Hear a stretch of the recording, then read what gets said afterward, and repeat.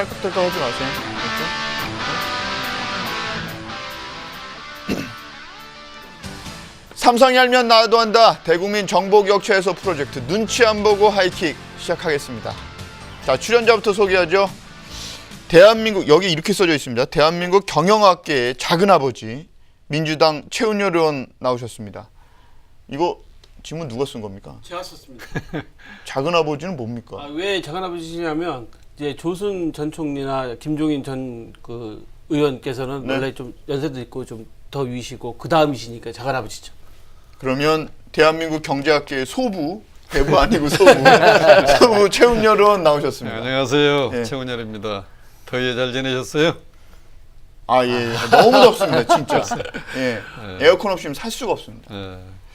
자, 그리고 74년 전통의 대구매일신문 최경철 정경부장 나왔습니다. 반갑습니다. TK에서 일이 터졌다면서요?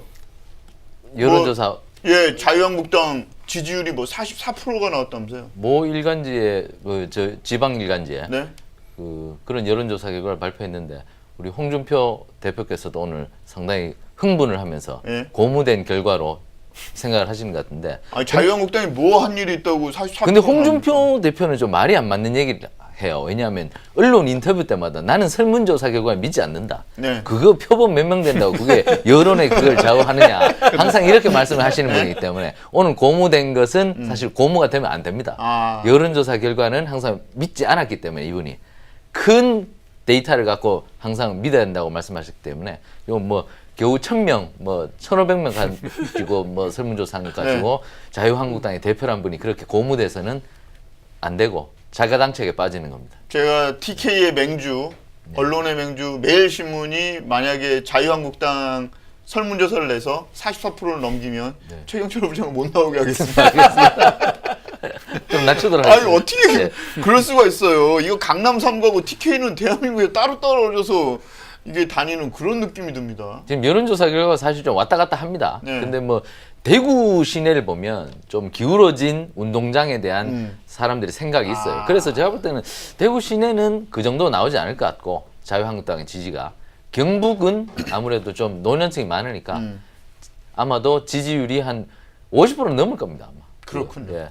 자, 그리고 오늘도 보도국 한치호 논설위원 나왔습니다. 역시 여름 휴가 때문에 출연자를 구하지 못해서 계속 출연하고 있는 한치호 없으면 아시아경 TV가 안 돌아간다. 뭐 이런 얘기가 있다면서요. 그죠. 아침 뉴스로 지금 두 번이나 지금 제가 지금 계속 연속 나와가지고 네? 이미지를 버리고 있습니다. 지금. 그러니까요. 큰일 났습니다 이거. 그럼 출연자를 구해 오세요. 그런 다음 주까지는 휴가라서 네. 뭐 전화를 드렸더니 전부 다 휴가다. 휴가 끝나고 보자. 뭐 이런 분들도 계시고. 뭐 다음 주 지나면 아마 좋아질 겁니다. 심지어는 자유한국당 김종석 의원은 지금 외국이니까 한국에 들어가면 보자. 제가 외국인데 자꾸 전화를 제가 해요. 자꾸 전화하니까. 네, 출장 꽤 오래 간 것 같아요. 아, 그러니까요. 그 최은열 의원도 이제 뭐 해외 출장 가신다고 그러지 않았어요? 네, 내일 갔다가 8월 5일 날 옵니다. 그럼 최은열 의원 없으면 저희 하이킹은 또 어떻게 되는 거예요? 아이고, 제가 없으니까 방송 혁신도가 잘 될 겁니다. 미국으로 전화하세요.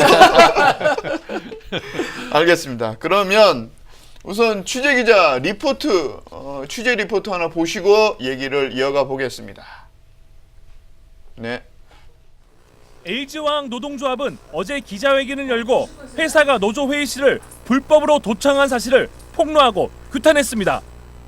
회사의 불법 도청 행위는 노동조합에 대한 지배 개입이며 이를 통해 노동조합을 탄압하고 말살하려는 계획을 실행하고 있다. 이번 사태가 발생한 것에 대하여 대표이사가 전적으로 책임져야 하며 LG화학은 녹음이 실제 이루어지지 않았다고 해명했지만 노조는 사측의 증거인멸 의혹을 제기했습니다.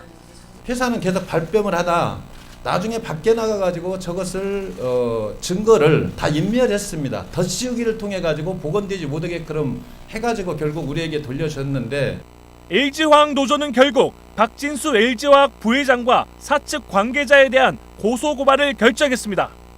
노조원들끼리만 대화하고 있는 그 휴게실이라고 하면은 그거는 통신비밀보호법 위반이 해당될 수 있고요. 노조의 업무를 방해했다고도 볼 수 있고.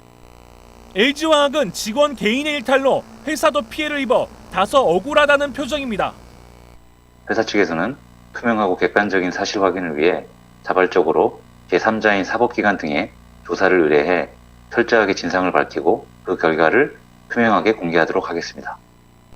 일부에서는 LG그룹 경영진이 겉으로만 직원 간 화합이라는 뜻의 인화를 내세웠을 뿐 LG화학 노조 불법 도청 사태처럼 조직적인 사찰로 직원들을 관리해온 것이 아니냐는 주장마저 내놓고 있습니다. 사안이 쉽게 마무리되기는 어려운 지경까지 몰린 겁니다. 이번 사태를 계기로 정말 재벌 대기업이 노동 3권 그리고 노동 인권을 보장할 수 있는 그런 기업으로 다시 거듭날 수 있도록 모든 조치를 다 강구하겠습니다. 수사 결과에 따라 박진수 LG화학 대표이사의 구속은 물론 LG그룹 구본무 회장과 구본준 부회장까지 영향이 미칠 것이라는 전망도 조심스럽게 나오고 있습니다. LG화학 사측은 발빠르게 공식 사과와 함께 진상규명에 나섰습니다. 하지만 노조가 고소 고발이라는 강공을 선택하면서 불법 도청 사건은 LG그룹 전체로 일파만파 확대될 조짐을 보이고 있습니다. 아시아경제TV 권호철입니다. 야, 리포트를 취재 리포트를 하나 보셨습니다. 근데 저 취재 리포트에 나오는 불법 도청이란 단어가 2017년에 지금 사용이 됐습니다. 최영철 부장 이거 어떻게 보셨어요? 도청은 원래 한 20-30년 전부터 우리 국정원이 아주 많이 했던 그런 수법인데 예, 이제 LG화학까지 2017년도에 이걸 네. 하는 거 보니까 세상이 다시 거꾸로 가고 있는 것처럼 보여서 사실 이 리포트를 보고 상당히 전 한편으로는 뭐 충격적이지만 한편으로는 좀 우습습니다. 예, LG화학처럼 이 대기업에서 저런 행동을 할 수 있다는 것에 대해서 어쨌든 이것은 뭐 노조에 대한 분명한 그 업무 방해이고 그다음에 노조의 권리를 그 침해한 것이기 때문에 뭐 사법기관에서 그리고 노동청에서 근로감독관이 나와서 명백한 그 노조에 대한 그 위법적인 네. 행동에 대해서 시시비비를 가려야 된다고 생각합니다. 지금 뭐 LG화학의 한 사원의 일탈 행위다 이렇게 LG그룹 측은 이야기하고 있거든요. 어떻게 보면 그 해명 자체가 아니 그 사람이 잘못해서 우리 그룹이 지금 피해보고 있는 거다. 좀 나름 억울하다 이런 느낌의 사과문과 해명이었단 말이죠. 아무리 간이 커도 일개 직원이 위에 상부에 보고를 하지 않고 저런 도청 장비 저게 뭐 싸지도 않을 건데 저렇게 고가의 장비를 갖고 왔는데 그게 무슨 직원 혼자서 할 수 있겠습니까? 설사 직원이 개인적인 판단을 했다 하더라도 회사에서는 법적인 책임은 회사가 법인이 져야 되는 것이죠. 그것을 직원한테 떠넘긴다는 건 더 코미디 같은 행동입니다. 진짜 더 코미디는요. 네. 저 장비가 일제랍니다. 아, 예, 세계적인 LG전자께 아니고 일제랍니다. 근데 굉장히 고성능이라고 하더라고요. 그러니까 뭐 저걸 설치하고 나서 벽 뒤에 있으면 바로 거기서 이야기하는 게 다 들리고 30m까지 무선으로 수신이 되는 그런 고성능 뭐라고 도청 장치라고 해야 되나요? 아니면 녹음기라고 해야 되나요? 뭐 그런 거죠. 21세기 이런 대명천지에 그런 지금까지 우리나라 이미지가 좋은 LG그룹에서 이런 일이 일어났다는 게 정말로 가슴이 아픕니다. 그리고 이런 일이 발생했을 때 수습하는 방법이 너무나 구태연하다. 직원 한 사람의 일탈로 마무리 지으려고 하는 그런 자세, 그게 더 한심한 것 같아요. 정치인들도 무슨 일을 저지르면 일단은 발뺌하고 보잖아요. 그렇죠. 제일 좋은 방법은 사실대로 이실직고하고 국민한테 용서하고 새로운 해법을 찾는 게 좋은데 저렇게 되면은 뭐 그 직원 한 사람의 일탈이라고 누가 믿겠습니까? 아예 처음부터 최고 경자가 국민 앞에 나타나서 사죄하고 이 일에 대해서 앞으로 재발하지 않겠다고 약속하는 게 방법이지. 네. 이런 방법으로 수습하는 것 자체가 안 좋고 또 저는 또 걱정이 그런대로 좋은 이미지 가진 이 LG그룹이 네. 이런 일이 일어났다고 그러면 해외에서 우리나라를 바라볼 때 LG그룹이 저 정도인데 다른 데는 어떨까? 이게서 국가 이미지를 실추시키는데 또 크게 기여할 것 같습니다. 또 그런 면을 고려를 전혀 안 했네요. 네, 저는 그게 더 큽니다. 정치인 입장에서 보면. 그렇군요. 이게 지금 LG화학이 뭐 13년 무분규라고 하던데 13년 무분규 업장에서 일어나기는 좀 어려운 일 아니에요? 이게 그렇죠? 좀 구조적으로 이제 2003년 4년에 LG화학이 노조 그 노사분규 엄청 심했어요. 그래서 파업도 한 80일씩 하고 막 이런 원래 사업장이었어요. 그래서 아마 LG에서는 그 노사분규에 대해서 상당한 그 경기를 일으키는 그 반응을 하는 상황이었을 것 같고, 두 번째로는 이제 작년에 이제 LG 생활건강하고 이제 합병을 했잖아요. 생명과 네, 생명과하고 LG 합병을 생명과. 했잖아요. 네. 네. 합병하게 되면서 아마 작년에 그 노자 임금 타협할 때 상당히 어려웠다고 그 얘기 들었어요. 임단협 때? 네, 임단협 때 어려워서 이제 간신히 그것도 잘 정리를 됐다. 네. 그러다 보니까 이제 이런 행태가 나온 걸로 지금 판단이 되는데, 사실 제가 솔직히 말씀드리면 저도 첫 직장에서 인사과에 있어봤거든요. 네. 인사과 저는 이제 말단 직원이었었는데, 제가 노조 간부들한테 뭐 이렇게 심부름도 많이 이게 회사 걸 서류를 갖다 주고 전달도 했는데 반드시 윗사람한테 승인을 받아야 됩니다. 아, 그 정도입니까? 그럼요. 아니, 가서 괜히 이상한 얘기를 한마디 하면 그게 또 빌미가 돼서 또 난리 나죠. 문제가 네. 되니까 절대 그 직원들은 그 노조 간부들이나 노조하고 이제 접촉할 때는 사전에 승인 받고 가서 무슨 얘기만 해라고 딱 지시가 내려오기 때문에 개인의 일탈이라고 몰아버리는 거는 있을 수가 없어요, 이거는. 지금 LG그룹은 그렇게 해서 꼬리 자르기를 하고 싶어 하는 거잖아요. 그러니까 이게 문제인 거죠. 직원이 어떻게 감히 그 도청할 생각을 하겠어요. 그거는 그 있을 수가 없는 일이죠. 그리고 인터뷰를 보면 LG화학 사람이 아니고 다른 사람이 한 명 또 인터뷰를 아까 국회 정론관에서 이렇게 발표를 했거든요. 저거 그 사람은 제가 좀 누군가요? 확인을 해보니까 네. 저분은 그 화학 섬유연맹 노조 위원장, 그러니까 상급 노조죠. 상급단체. 상급단체 노조. 그러니까 이제 민노총인가요? 민노총입니다. 아. 그래서 하급단체 이제 협의를 하고 있으니까 이제 상급단체에서 와서 같이 원래 하잖아요. 그래서 그렇죠. 이제 같이 회의를 하고 있는데 거기 이상하게 뭐 뒤에 뭐가 있길래 이렇게 보니까 그게 이제 도청장치였다 이렇게 나온 거니까 아마 노조에서 이렇게 반응하는 것 같아요. 아니 상급 노조위원장이 와서도 회의하고 얘기하고 있는데도 도청을 할 정도면 평상시에 여기 휴게실에서 했던 얘기들이 다 도청된 거 아니냐. 그래서 더 격앙돼 있는 것 같습니다. LG그룹 그러니까 지금 노조가 형사고발을 했죠. 그리고 박진수 부회장부터 시작해가지고 관계자들을 형사고발을 했는데 이게 이렇게 수사로 진실이 밝혀질 수 있을까요? 최영철 부장 그래도 나름 이런 사건들 많이 취재를 해본 경험이 있잖아요. 예, 저도 뭐 저희 신문사에서 뭐 전국 언론 노조, 네. 저희 신문사 지부에 노조 사무국장을 해봤습니다만 네. 이런 사건이 나면 거의 노조는 뭐 전투적으로 싸우는 거죠, 회사에 대해서. 지금 초강경대응인 거죠? 그렇죠. 그렇지 네. 않으면 그러니까. 계속 노조가 밀리니까 협상에서 밀리게 되니까 또 그다음에 좀 바람직한 노사 관계도 아니고 이거는 이번만큼은 좀 강하게 나가주는 것이 회사의 노조를 바라보는 시각도 바꾸는 것이고 또 저 노조 자체로 좀 더 건강한 노조로 갈 수 있는 길이 되지 않겠나 싶고 그다음 또 내일 공교롭게도 또 청와대 기업인과의 만남이 대통령 구본준 부회장이 거기 들어가죠. 구본무 회장님이 못 가시고 네, 구본준 부회장이 간다고 그러니까요. 통보를 했는 걸 맞습니다. 봐서는 저기 국회 정론관 저 기자회견이 상당히 좀 구본무 회장님한테는 조금 큰 충격을 주지 않았나. 아니 근데 생각해 보세요. 문재인 대통령이 캐치프레이즈가 그거 아니에요? 일자리 대통령.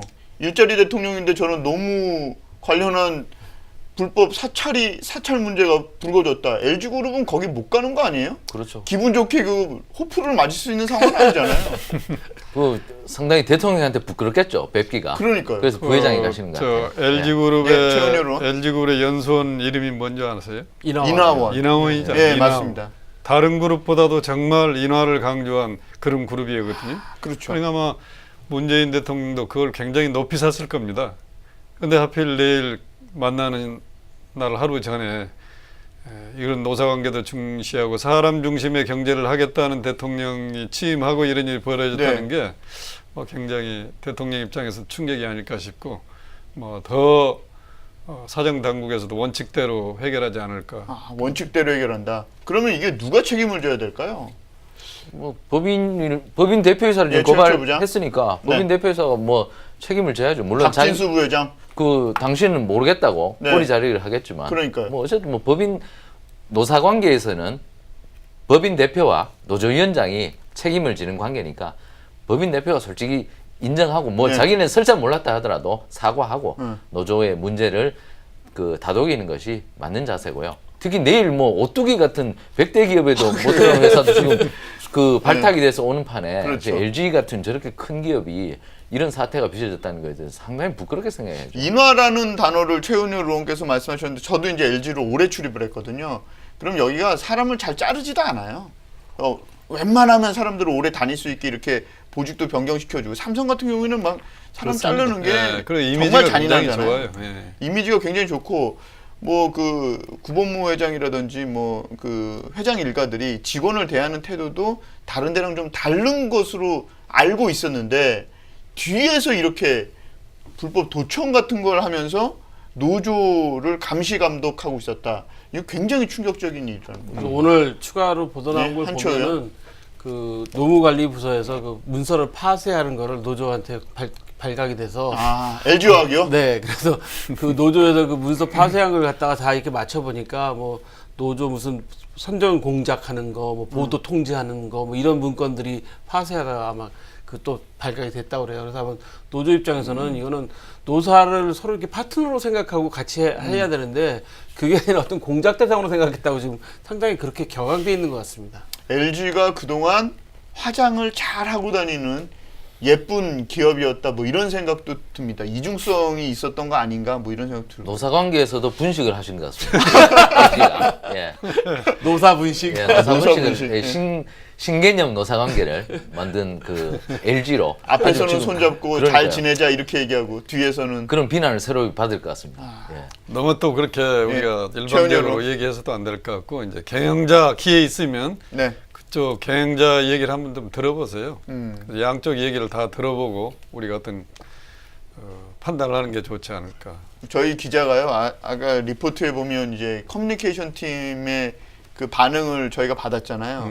근데 한마디도 할 수 없다고 얘기해서 저희 취재 기자가 이렇게 얘기했답니다. 지금 데스크 지시가 떨어져서 난 목에 칼이 들어온 상황이다.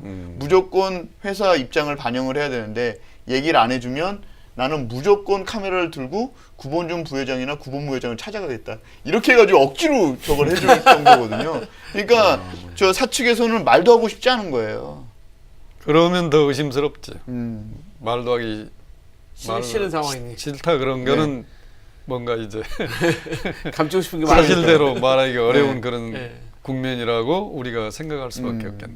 그 경영학 쪽에서 봤을 때 이런 노사 관계가 어떻게 이루어지는 게 온당한 겁니까?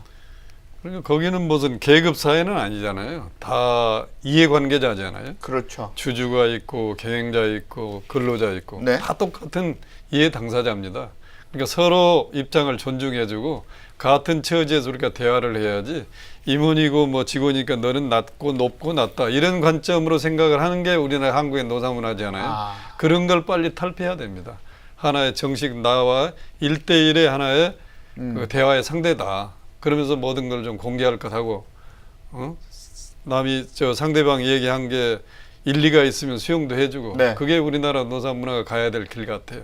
근데 지금까지 너무나 상하관계처럼 이렇게 돼버렸어요. 돼가지고 네. 꼬인 것 같습니다. 우리 노사가. 노사 문화가. 그렇군요. 그러면 노측은 또 노측대로 불만이 많은 거고 사측은 사측대로 이 노조가 움직이지 못하게 옥죄해야 되는 그런 구조가 있는 거고요.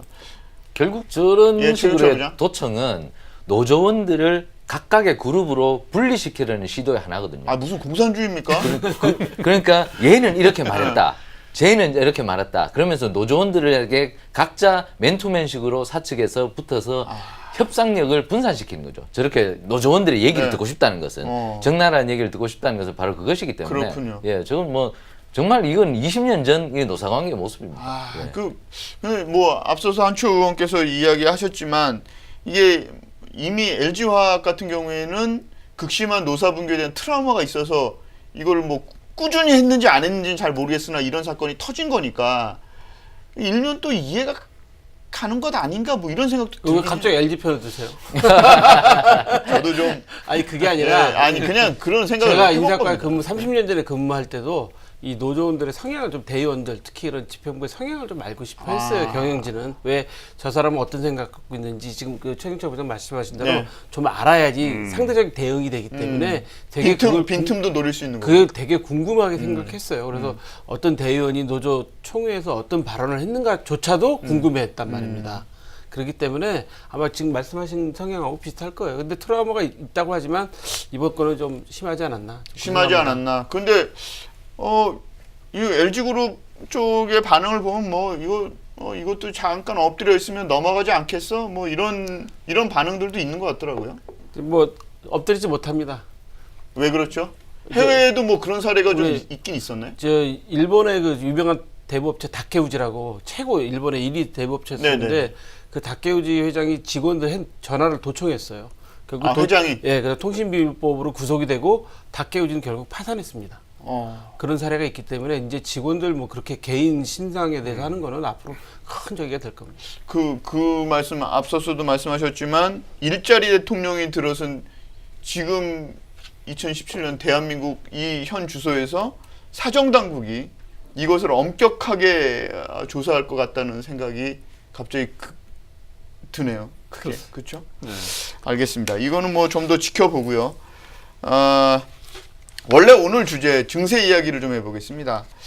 자, 정부가 초고소득자와 대기업의 증세를 화두로 던졌습니다. 근데 재밌는 것은요. 우리 경제 키맨 선장이라고 불릴 수 있는 김동연 경제부총리가 증세 없이 뭐 경제를 운영을 해보겠다 이런 얘기를 한 지 며칠 지나지도 않아서 지금 이런 얘기가 기정사실화되고 있으니까 김동연 부총리가 좀 손이 부끄러워졌어요. 정말 이 좀 허수아비 부총리 아니에요? 허수아비 부총리? 최근철 부장. 지금 청와대가 너무 많은 것을 하려는 의지와 그다음에 패기가 너무 앞서서 좀 청와대가 지금 모든 걸 좀 이끌어 나가는 편이죠. 그래서 뭐 아마도 청와대에서 이런 것을 좀 생각을 해서 증세는 결국에 청와대에서 말을 하기가 먼저 그러니까 추미애 대표가 좀 대신해서 청와대 입장을 먼저 전달하고 치고 나온 것이 아닌가 저는 이렇게 생각하고 그 과정에서 지금 그 경제수장인 김동연 부총리는 약간 소외된 것이 아닌가 아니면 청와대에서 그런 생각이 있었다면 당이 얘기하는 것보다는 그래도 부총리가 깃발을 잡고 나가는 것이 한번 청와대가 원래 얘기했던 그 관료들에게 충분한 권한을 주어서 국정을 정상화시키겠다는 그런 의지가 그 제대로 반영되지 않았을까. 근데 지금 약간 순서가 어긋난 것 같아요. 지금. 순서가 어긋났다. 그렇죠. 그 여당한테 한번 물어볼까요? 어떻게 생각하세요? 민주당 국회의원 최은열 의원님. 정부 초기니까 이런 일이 일어났다고 이렇게 생각하고 싶고요. 대통령께서도 후보 시절에 책임 총리니 책임 장관이 이런 얘기 많이 얘기하셨잖아요. 그러면 이제 장관 주도로 모든 게 이제 해야 되는데 정부 조직법도 늦게 통과되고 장관들도 임명이 늦다 보니까 아마 청와대가 주도로 이번까지는 끌어온 것 같습니다. 아무래도 청와대 경제수석실이라든지 경제보좌관 중심으로. 그러나 앞으로는 이런 방법으로 국정을 운영하면은 지난 정부하고 뭐가 다르냐 이런 비난을 받을 것 같아요. 그렇죠. 내가 보기에는. 그래서 대선 과정에서 후보께서 약속하셨던 대로 정말 장관들한테 권한도 주고 책임도 묻고 그렇게 해야지 뭐 권한 안 주니까 나중에 책임 묻지도 못하는 것도 아니겠어요. 그래서 이거 좀 잘 마무리하고 앞으로는 경제는 그래도 부총리가 컨트롤 타워가 돼가지고 끌고 가야지 뭐 다른 누가 개입하게 되면 혼선만 오고 상당히 문제가 많이 있지 않을까 그런 생각이 듭니다. 오늘 그 언론 보도 사진을 보면 예, 김동연 한철이요? 부총리가 눈이 결명염이 오셔갖고 양쪽 눈이 빨갛게 충혈되고 그다음에 입술이 부르트셔서 너무 고민이 많으신 모양이다라고 과로하는 모양이다라고 그래요? 그 보도가 나왔는데 울어서 그런 거 아니에요? 내가 해야 될 일을 청와대에서 해가지고 울어서가 막 아니라 울다 나와가지고 눈 충혈된 거 아니었어요? 울어서가 아니라 사실 고민을 좀 많이 하셨을 것 같아요. 왜냐하면 지금 의원님 말씀하신 대로 문재인 대통령이 후보 시절에 부처 중심으로 앞으로 정부를 운영하겠다고 분명히 말씀하셨거든요. 네. 그거는 공약상이 아니라 그렇게 앞으로 국정을 이끌어가겠다고 하셨는데 초기에 이제 그 빨리빨리 장관들도 임명이 안 되고 진영이 안 짜지니까 이제 겨우 다 짜졌잖아요. 아직 그래도 중소기업 벤처분과는 아직 임명도 못 하셨어요. 뭐 그런 상태니까 이번만큼은 좀 이해가 되는 상황이긴 하지만 이 김동연 부총리 스스로가 이제 증세는 없을 거 명목세를 안 올리겠다고 하셨는데 이게 당정에 또 이렇게 변화가 있어서 또 이제 검토를 해서 다음 주중에 발표하겠다고 그러셨어요. 네? 내일 당정회의 협의를 하십니다. 네. 내일 당정회 협의를 하면 뭐 어떻게 결론이 나오겠죠. 김동연 부총리 입장이 곤란하기는 정말 곤란할 것 같아요. 뭐 그럴 수밖에 없는 게 이분이 이제 뭐 선거 캠프에 관여했던 것도 아니고 지금 뭐 100대 과제 발표한 건 다 그 당시에 공약사항을 정리해서 지금 하는 거 아니겠어요? 네. 그러니까 그 당시에 이제 직접 선거 공약 만드는데 본인이 관여하지 않았기 때문에 그때는 자기가 제 3자적인 입장에서 뭐 증세 같은 거 필요성을 못 느끼고 했겠지만은 막상 이제 들어가서 이 공약을 딱 들여다 보니까 앞으로 이걸 집행을 하려면 이제 공약은 국민들한테 이제 한 약속이기 때문에 지켜야 되지 않아요? 그러면 돈이 뭐 178조가 필요하다. 네. 그 현실적으로 느낄 겁니다. 이제 김동연 부총리도. 그렇죠. 그럼 이걸 어떻게 만들 거냐? 만들어내야 되잖아요. 하늘에서 떨어진 건 없기 때문에. 그렇죠. 그럼 방법이라는 게 두 가지 있는 것 같아요. 하나는 과감하게 뭐 증세를 국민한테 용서를 빌고 국민을 설득을 하고 이해를 시켜서 증세를 하든지. 그렇죠. 아니면 내가 보기에는 기존의 그 예산 재정 집행 과정에서 비효율이 너무 많습니다. 내가 뭐 정확하게 계산은 안 해봤지만 지금 우리 1년 예산이 한 413조 정도 되지 않아요? 네.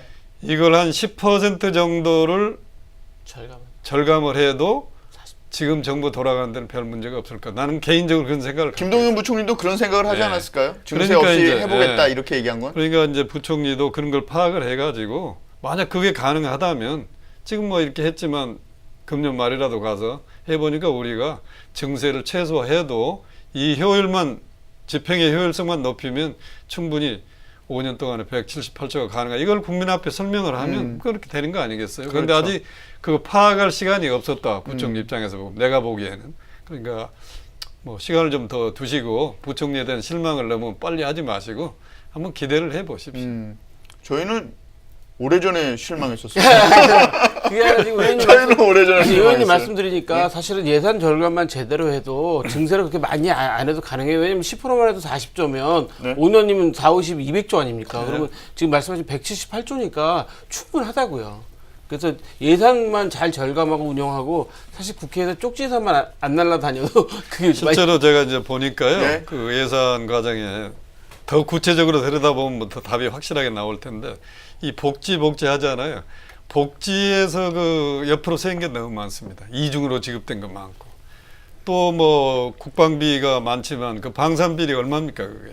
아, 그렇죠. 예. 또 이제 뭐 대학 교수들한테는 연구비. R&D 연구비 한 19조 정도 되거든요. 이것도 뭐 한 반 정도 해도 지금 정도 효과는 나타낼 수 있다 이런 이제 결과도 있고 그래요. 그래서 전반적으로 한번 그 들여다보면 아마 그 효율성을 높여서 국민들의 부담을 최소화하면서도 이 정부가 추구하자는 목표를 달성할 수 있지 않을까 그런 생각도 해봐요. 제가 그래? 지난달에 네. 조용히 불가리아를 가면서 제가 공항버스를 타려고 네. 국회 앞에서 공항버스를 기다리고 있었어요. 근데 택시가 오더라고요. 아, 불가리아 공항은 아니죠? 아니 그러니까 이성공항 여의도 공항.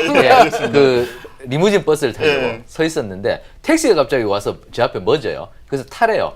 아니 나는 리무진 버스 탈 거라고. 근데 네. 그 사람이 타래요. 그 리무진 버스 값 15,000원만 받겠대요. 공항까지. 그래서 탔죠. 아니 이거 받으면 왜 그 손해 보지 않아요? 그렇게 말씀드리니까 기사분이 누굴 픽업하러 간대요. 누굴 픽업하러 가세요? 요즘요 제일 그 저희한테 좋은 손님이 공항에 픽업하러 오라는 손님인데 교수님들이 많대요. 왜냐하면 연구비가 네. 그렇게 써야 하는 연구비가 많아서 그 교수님들이 공항에서 올 때, 갈 때 무조건 법인카드 끊고 그렇게 이용을 한대요. 그래서 그 손님들이 네. 자기한테는 요즘 큰 손님이래요. 그래서 그렇습니까? 그러니까 교수님들이 얘기하는데 왜냐면 이렇게 써야 된대요. 쓰지 않으면 쓸 돈이 그래요? 예. 전직 없게- 교수한테 한번 물어볼까요? 서강대 총장님.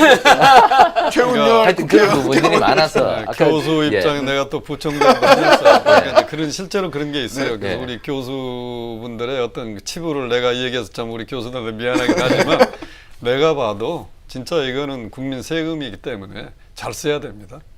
그러니까요. 또 교육부가 너무 많은 돈을 가지고 있는 부분도 있어요. 그 사실 대학 자율로 쓰게 하면 될 텐데 교육부가 너무 많은 돈을 갖고 자기들이 옥죄니까 네. 대학은 또 거기에 눈치 봐서 써야 되니까 또 자율적으로 못 쓰고 그래서 이 정부가 좀 놔줘야 돼요.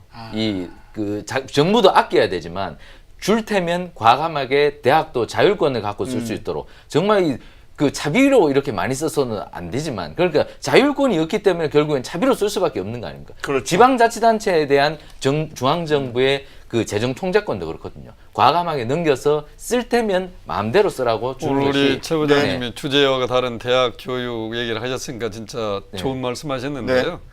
우리나라 교육부 수준으로 보면 대학을 이렇게 지시하고 뭐할 능력이 없습니다. 그렇죠. 그러니까 대학 경영에 대해서 손 떼는 게 대한민국의 교육이 사는 길이다. 나는 그렇게 생각해요.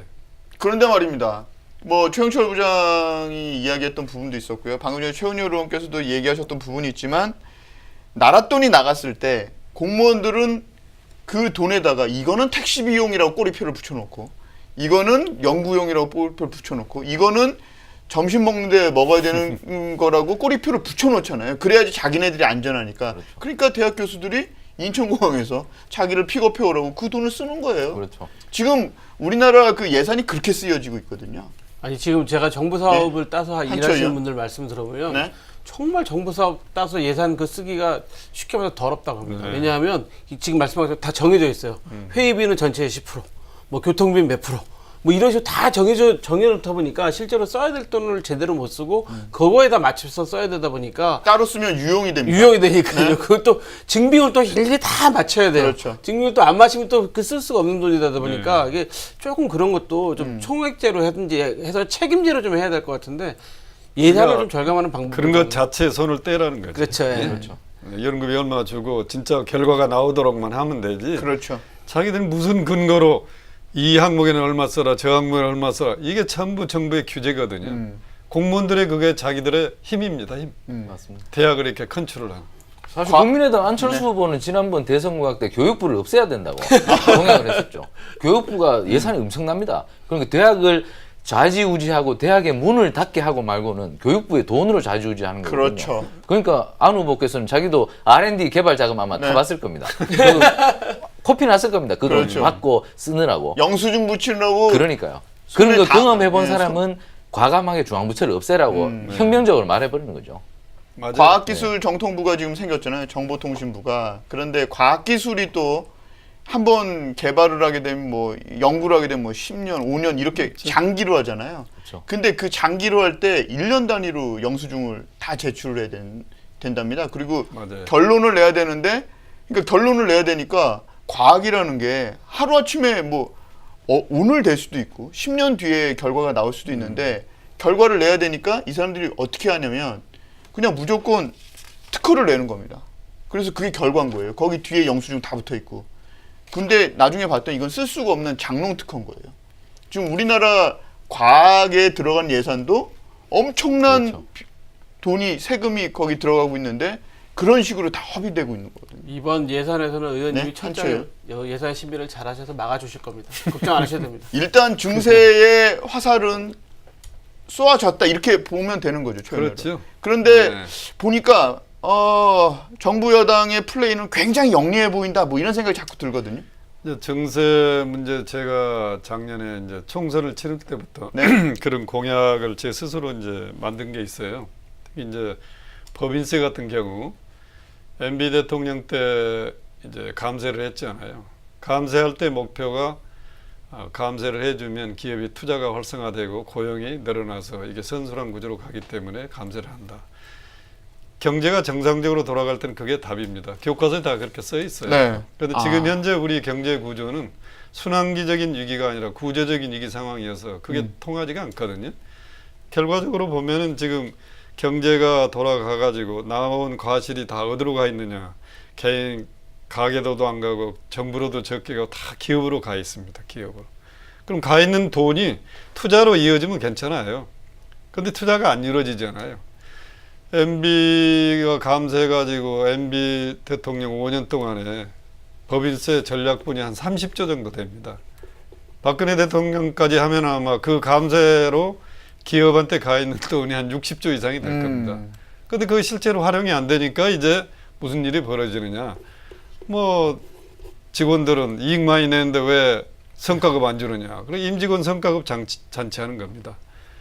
또 이제 배당도 이제 잔치하잖아요. 배당하면 누구한테로 돈이 가겠어요?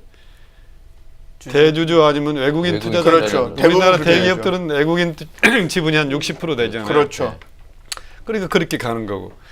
그러니까 정말로 국민한테 돌아야 될 과실이 결국은 소수의 몇 사람들한테 가는 거고 심지어는 외국인한테 가는 거고. 이게 이제 굉장히 왜곡됐잖아요. 그래서 저는 작년부터 이거를 정상화하자 차라리 이전으로 네. 그렇게 해서 가계 부분으로 가고 정부 부분으로 차라리 가서 재정을 통해서 경제 성장이라도 하자.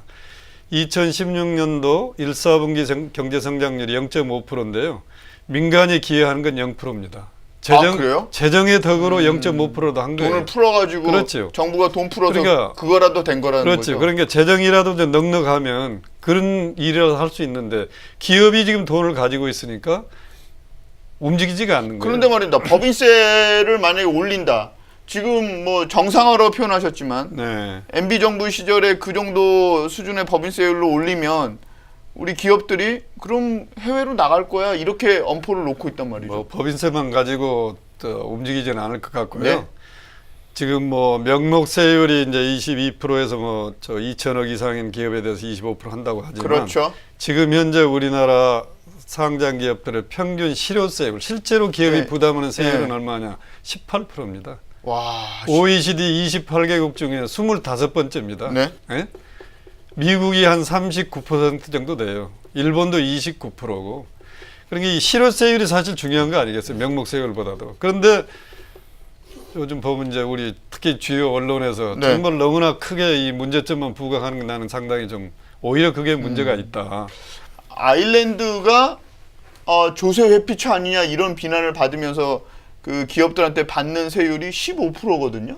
근데 우리나라가 지금 18% 정도 법인세, 그러니까 세금을 내고 있다 그러면 우리나라는 기업하기 정말 좋은 나라네요. 그렇죠. 우리나라는 중소기업이나 그 대기업도 일정 네. 부분 수출을 많이 하는 업체는 각종 환급제도가 많습니다. 그렇죠. 그렇기 때문에 뭐 35% 이래도 실제로는 그보다 한 10몇 프로 정도 떨어지죠. 그렇죠. 예. 그러니까 삼성이 한 15% 그렇죠. 정도 네, 내외를 삼성 내는 걸로 그렇죠. 알고 있습니다. 하지만 안 봐주는 게 있죠. 네. 임대소득이죠. 임대소득은 전혀 환급을 안 해주죠. 절반을 때려버리니까 세금을. 그러니까 앞으로 이제 세금을 정말 정상화하기 위해서는 놀면서 받는 세금. 우리 젊은 사람들, 어린애들의 꿈이 그거 아닙니까? 빌딩 주인. 아, 그렇죠. 그 임대소득에 대해서는 지금 과세 당국도 전혀 봐주지 않거든요. 그러니까 임대소득에 대해서는 좀 더 많은 과세를 해도 상관이 없을 거고 그 부분에 대해서도 재경부가 아마 생각을 하고 있을 거예요. 임대소득의 그 과세 비율을 더 높이는 것들.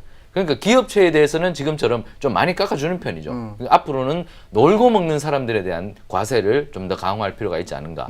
특히 그 타겟은 바로 임대소득자들이다. 강남에 저 아파트 많이 갖고 있는 사람들 엄청나지 않습니까? 그죠? 그분들도 임대소득 저것뿐만 아니고 또 그분들 공통적으로 또 빌딩이 많아요.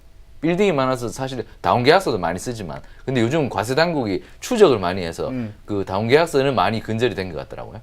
하여튼 이런 놀고 먹는 소득을 발굴해내서 거기에 대해서 과세를 하는 것이 국가의 재정도 튼튼하게 하고 사회의 공평성을 높이는 것이다. 저는 그렇게 생각합니다. 초고소득자와 초대기업에 대한 과세를 정상화시키겠다. 이게 지금 문재인 정부 증세의 첫 번째 목표인데 참 기업 얘기 거기에 덧붙여가지고 표현으로. 이제 소득이 있는 곳에는 반드시 세금이 있는 거 아니겠어요?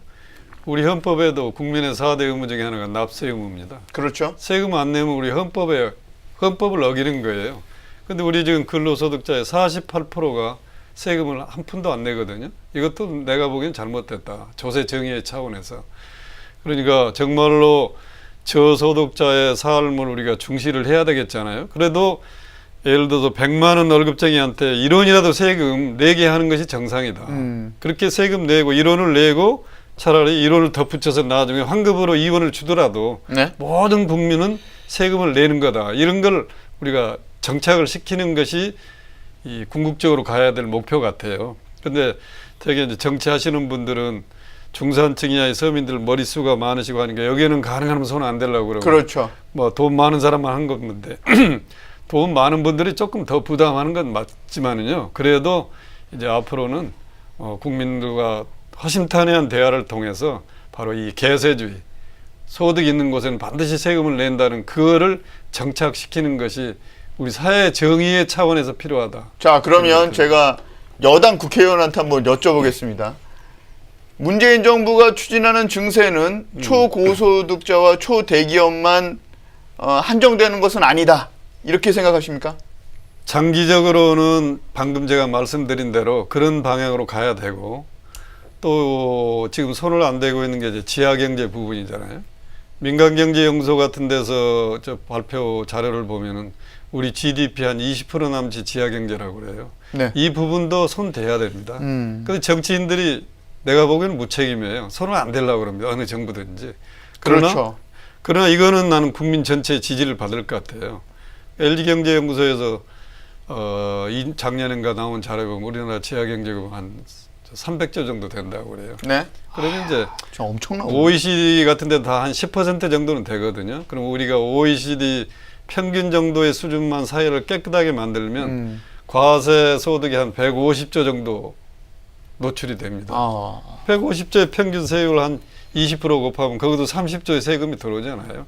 그러니까 그런 지하 경제를 좀 양성화하고 아까 또 재정 집행의 효율을 좀 높이고 그렇게 하면 지금 우리 사회에 필요한 복지 다 지출하고 그래도 아마 재정에 여유가 생기지 않을까 저는 그렇게 생각을 해요. 이 지하경제 양성화 말씀하시니까 한초유. 한동안 그 지하경제 뭐 박근혜 전 대통령이 그런 말 이야기했다고 또 그 구설에 올르기도 했는데. 그렇죠. 활성화. 예, 활성화. 말 잘못해가지고 지하 경제였어. 이게 좀 헷갈릴 수도 있는데 네. 사실 이제 의원님 말씀하신 대로 좀 그런 대로 좀 철저하게 좀 양성화 시켜서 차라리 나오게 만들어야 돼요. 이게 왜 그러냐면 사람들이 대부분 심리적으로 다 감추려고 하거든요. 그래서 지금 말씀하신 것처럼 강남에 가면 아주 그 돈 있으신 분들은 강남에 아파트 안 삽니다, 사실. 어디서 사요? 그럼? 강북에 있는 아파트 같은 가격에 세 채, 네 채, 다섯 채 사서 그냥 임대사업자 신고해가지고 여기 월세 받는 게 훨씬 더 낫다고 그러는 나 거거든요. 이런 말 해도 되는지 모르겠는데 엄청 짜증나네. 아니 근데 이게 사실이에요. 네? 이게 사실이고. 맞아요. 예, 그리고 압구정동 아줌마들은 가서 저기 외야 표시예금 가입합니다. 그렇기 때문에 지금 의원님 말씀하신 대로 좀 그런 걸 좀 양성화시켜서 좀 할 수 있도록 좀 많이 좀 만들어야 되고 네. 또 투자처도 또 일부러 또 많이 만들어서 좀 있는 돈 좀 더 끌어내야 돼야 되고 그다음에 의원님 말씀하신 대로 기업도 좀 이제 좀 정신 차리고 좀 뭔가 사회에 좀 공헌할 수 있게 뭐 쌓아놓고만 있을 게 아니라 그 위험을 대비해서 쌓아놓고 있는다 그런 말을 하는데 그러지 말고 좀 할 수 있는 데도 여기 좀 같이 내놔서 그 고용을 좀 많이 창출할 수 있는 일을 좀 해야 되는 게 사실인 것 같아요. 정확한 지적이신 것 같아요. 지금 최은열 의원께서 이제 수치로 말씀하셨잖아요. 지금 평균적으로 한 18% 정도 세금을 내고 있고 그리고 우리나라 산업용 전기가 제가 알기로는 사우디아라비아보다 더 싸거든요. 가정용이 훨씬 비싸잖아요. 아니, 그러니까 사우디아라비아가 어떤 나라입니까?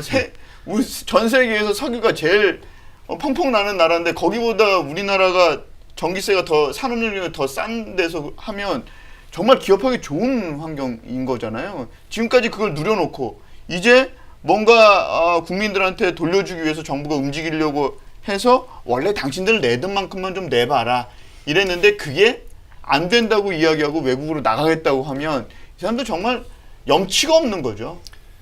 뭐 제가 이제 이런 말씀을 드린 건 좀 뭐합니다만 특히 이제 우리나라 대기업의 경우 특히 재벌 오늘날 저기 세계적인 기업이 됐잖아요. 네. 그럼 정말로 그 재벌들이 힘으로만 됐을까?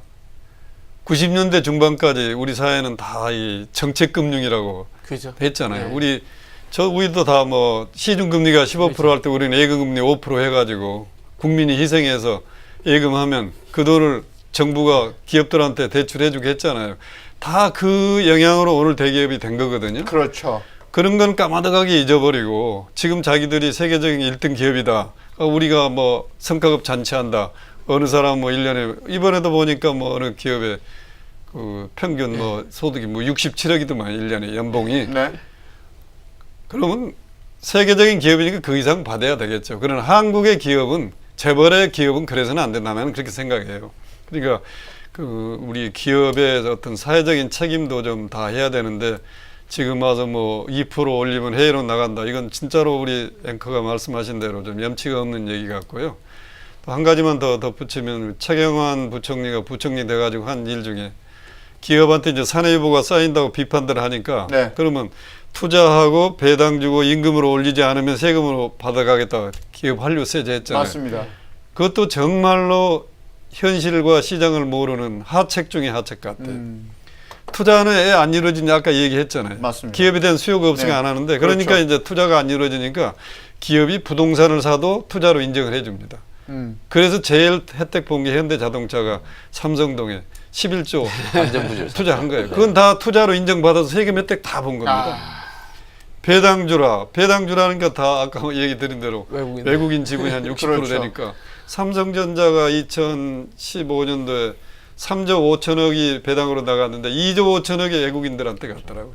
그게 무슨 국내 소비에 도움을 주겠습니까? 전혀 도움 안 되죠. 임금 올려라 하니까 누구 임금이 올라가겠습니까? 돈 잘 버는 대기업의 정규직 임금만 올라가는 겁니다. 그러니까 우리 사회 양극화를 더 심화시킨 거예요. 옛날에 MB의 감세 정책으로 인해서. 맞습니다. 부작용입니다. 이게. 그렇죠. 그러니까 이 부작용을 없애는 게 정상화다. 나는 그렇게 얘기를 해야죠.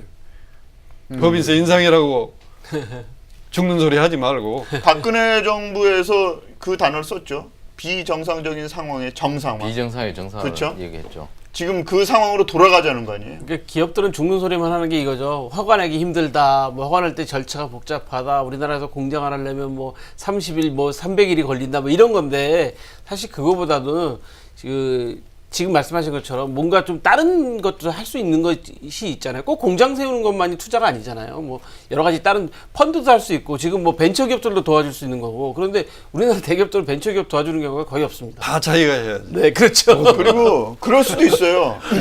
4차 산업혁명 때문에 대기업이 사람을 뽑기 힘들면 사람들이 많이 필요한 1차 협력사, 2차 협력사, 3차 협력사에 사람을 안정적으로 뽑을 수 있게 자기네가 현금 결제해주고 맞아요. 안정적으로 그 결제된 금액들이 3차, 4차까지 흘러갈 수 있게 자기네가 그 시스템 만들면 되거든요. 근데 보면 대기업들은 어떻게 하냐면 1차 협력사한테만 잘 줍니다. 그 다음에 1차 협력사가 돈을 주던 말던 냅둬요. 그럼 어떻게 되냐? 2차 협력사, 3차 협력사는 허리띠 졸라매고 돈 받으려고 6개월 어음, 12개월 어음 이런 거 받아다가 깡하고 돈이 안 되니까 또 직원들 월급을 제대로 못 주고 도산하고 이런 악순환이 계속되고 있는 거거든요. 그 사실 우리나라 대기업들이 2차 벤더, 3차 벤더들한테 사실 좀 많이 약탈적이죠. 자기들의 이익은 뭐 엄청나게 불려놓고서 2차 벤더, 3차 벤더는 사실 월급도 주기 힘들 정도로 어렵게 하는 경우가 그렇죠. 있어서 지금 문재인 정부도 더불어 가는 경제 이것을 얘기하지 않습니까? 그래서 2차 벤더, 3차 벤더가 살아갈 수 있도록 대기업이 이제 인식을 바꾸라는 정책을 좀 강력하게 밀어붙일 겁니다. 그렇게 하지 않으면 그 대기업에 대해서는 증세라든가 아니면 다른 정책적 수단을 써서 그 대기업이 2차 밴드, 3차 밴드에까지 돈이 물처럼 흘러갈 수 있도록 그런 정책을 한번 쓸 것 같은데 그 부분에 대해서는 아주 좋은 거죠. 왜냐하면 국민경제가 저 바닥까지 좀 더 튼튼해질 수 있는 기반이 닦이니까 그 부분에 대해서는 좀 정책적으로 좀 2차 밴드, 3차 밴드도 같이 잘 살 수 있도록 대기업이 이제는 좀 내놔야 된다. 나눔과 협력이죠. 사실 우리나라가 나눔과 협력이 안 되는 것이 우리는 어릴 때부터 초등학교 때부터 그 외국에서는 사실 나눔과 협력의 수업을 하지 않습니까? 내가 과제를 갖고 오고 옆에도 과제를 갖고 와서 이렇게 모여서 그룹핑을 해서 수업에 결실을 맺고 그래서 그 생각을 자기 스스로 정리해서 가져가는 그런 교육이 어릴 때부터 되지만 우리나라는 바로 주입식이지 않습니까? 자기 혼자 하는 공부, 남을 바라보지 않는 공부. 그러니까 어릴 때부터 저는 그런 교육이 우리가 계속 바뀌다 보니까 자기가 돈 벌어도 난 지갑 열지 않고 그다음 내가 짜장면 먹으면서 벌었는데 네가 왜? 이런 식으로 해서 절대 남을 돌아보지 않고 문을 닫아버리는 그런 경제. 그 부분에 대해서 문제가 있으니까 그 부분은 우리가 중소기업과 같이 갈 수 있는 정책은 반드시 필요하다. 저는 이렇게 이번에 그 100대 과제에 예. 그런 게 다 들어있어요. 들어있죠. 특히 이제 공정거래법을 좀 개정하고 이런 내용들이 있기 때문에 앞으로 뭐 그런 건 시장에서 좀 정리가 잘 되지 않을까 싶습니다. 증세 문제 말씀 시작하셨으니까 좀 마무리 좀 해주실 수 있겠어요? 그러니까 이제 아까 이제 법인세 얘기는 이제 그 정도 했고요. 네. 이제 개인소득세도 제가 작년에 이제 정책위에 있으면서 5억 이상 구간에 대해서는 이제 40% 구간 하나 만들었었어요. 그런데 이번에 이제 그거를 5억 이상에 대해서는 뭐 42%로 하고 네. 이제 3억 구간을 해가지고 1억 5천에서 3억까지 이제 30% 하겠다 지금 아니죠 38%고 40%를 하겠다 그러더라고요. 그래서 그것도 제가 보기에는 이제 우리 사회가 너무나 양극화가 이렇게 벌어져 있기 때문에 권력도 가진 자, 또 경제력도 좀 여유가 있는 분들, 명예도 좀 명예가 높은 사람들 이런 사람들이 좀 우리 최 부장님 말씀하는데 더불어 같이 살 수 있는 그런 자세를 좀 갖는다는 차원에서 그래서 제가 이제 그 경제력이 좀 뛰어난 분들하고 이런 얘기를 해보면 자기들도 세금은 기꺼이 내겠는데 기분 좋게 내게 해달라. 예? 왜 우리를 도둑놈 취급하느냐 이게 이제 제일 기분 나쁘더라고요. 그래서 앞으로 우리 사회가 정말로 돈 있는 분들이 존경받는 사회가 되어야 그게 진짜 자본주의가 되는 겁니다. 근데 우리 사회는 돈 있는 분들을 존경하지 않아요. 그러니까 돈 있는 분들이 존경을 받으려면 자기 스스로 더 세금도 많이 내고 하면 우리 사회 건전한 알겠습니다. 자본주의 발전을 위해서도 필요하다. 알겠습니다. 자, 눈치 안 보고 하이킥 저희가 준비한 내용은 여기까지입니다. 감사합니다.